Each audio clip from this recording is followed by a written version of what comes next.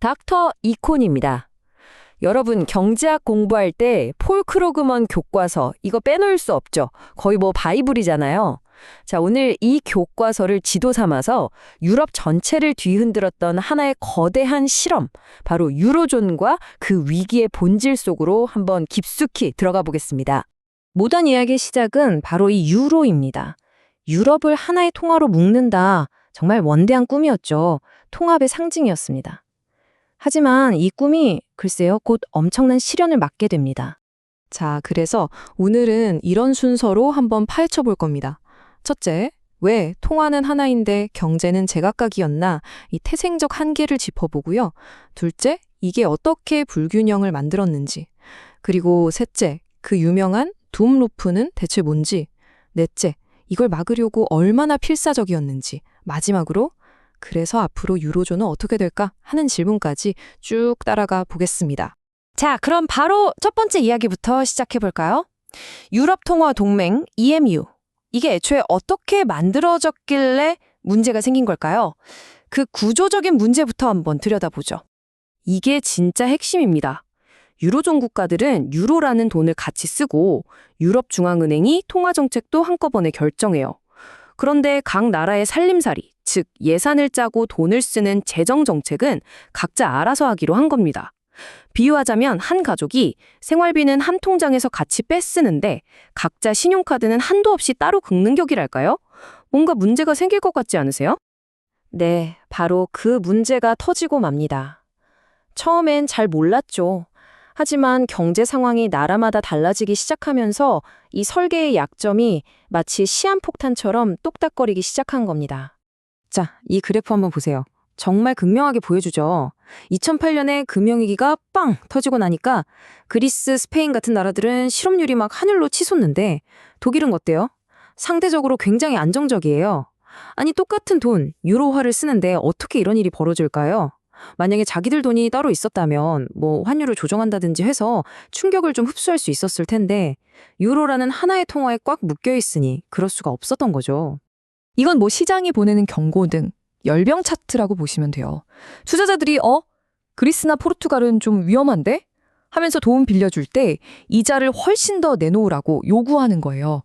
독일 국채 금리는 안정적인데 말이죠. 그만큼 신뢰도가 바닥을 치고 있다는 아주 명백한 신호였습니다. 그리고 이 표를 보면 그 불균형이 어디서 왔는지 딱 보입니다.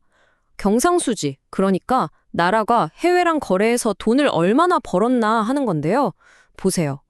독일은 계속 돈을 벌어들이고 있죠? 흑자입니다. 반면에 그리스, 포르투갈, 스페인은 적자가 어마어마합니다. 계속 돈을 빌려와야만 나라가 굴러가는 상황이었던 거죠. 결국 한쪽의 부가 다른 쪽의 빚으로 쌓여가고 있었던 셈입니다. 자, 이런 불균형이 쌓이고 쌓여서 결국 최악의 시나리오, 바로 둠 루프라고 불리는 벗어날 수 없는 덫을 만들게 됩니다. 둠 루프, 이름부터 무시무시하죠? 파멸의 고리. 이건 유로존 위기를 이해하는 데 있어 정말 중요한 개념입니다. 왜냐면 이게 바로 유로존 전체를 붕괴 직전까지 몰고 간 핵심 엔진이었거든요. 자, 이게 어떻게 돌아가는 거냐면요. 1단계, 정부 빚이 너무 많아져요. 그럼 사람들이 저 나라 국채 좀 위험한 거 아니야? 생각하겠죠? 2단계, 근데 그 위험한 국채를 누가 갖고 있냐? 바로 그 나라 은행들이 잔뜩 들고 있는 거예요. 그럼 은행까지 덩달아 위험해지죠. 3단계, 은행이 망할 것 같으니까 정부가 어떻게 해야 돼요? 세금으로 도와줘야겠죠. 4단계, 그럼 정부 빚은 더 늘어나고 국채는 더 위험해지죠. 그리고 다시 1단계로. 이게 바로 벗어날 수 없는 파멸의 고리, 둠 루프입니다. 상황이 이 지경까지 되니까 정말 유로존이 통째로 무너질 수 있겠다? 이런 공포가 확산됩니다. 그래서 전례 없는 구출 작전, 유로 구하기 대작전이 시작됩니다. 하지만 공짜는 없었습니다. 구제금융을 받는 대가는 정말 혹독했어요. 이 사진 좀 보세요. 아테네 거리로 쏟아져 나온 시민들의 분노가 느껴지시죠? 국제채권단이 돈을 빌려주면서 요구한 게 뭐냐면 바로 긴축이었습니다. 연금 깎고 공무원 줄이고 세금은 올리고 그 고통은 전부 다 평범한 사람들이 짊어져야 했습니다. 이 그래프는 그 고통을 숫자로 보여주는 겁니다. GDP 대비 공공부채 비율인데요. 와, 그리스 좀 보세요. 거의 200%에 육박하죠? 이게 무슨 말이냐면 나라가 1년 동안 벌어들인 돈을 단 한 푼도 안 쓰고 몽땅 빚 갚는 데 쏟아 부어도 빚을 다 못 갚는다는 뜻이에요. 정말 절망적인 상황이었죠. 결국 이 위기를 막기 위해 유럽의 리더들이 나섭니다. 새로운 안전장치들을 만들고 그리고 결정적으로 당시 유럽 중앙은행 총재였던 마리오 드라기가 역사에 남을 한마디를 하죠. 유로를 지키기 위해서라면 무엇이든 하겠다. Whatever it takes. 이 말 한마디가 시장의 공포를 잠재우는 정말 마법 같은 효과를 발휘합니다. 자, 이렇게 우여곡절 끝에 유로는 벼랑 끝에서 겨우 살아남았습니다. 그럼 이 끔찍한 위기를 겪으면서 우리는 뭘 배웠을까요? 그리고 EMU의 미래는 과연 안전할까요? 오늘 이야기 한번 정리해 볼까요? 첫째, 유로존의 가장 큰 문제는 통화는 하나, 지갑은 따로였다는 거.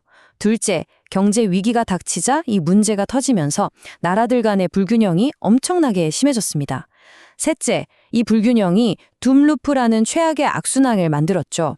그리고 마지막으로 정말 엄청난 돈을 쏟아붓는 구제구명과 새로운 시스템을 만들어서 간신히 붕괴를 막았다는 거.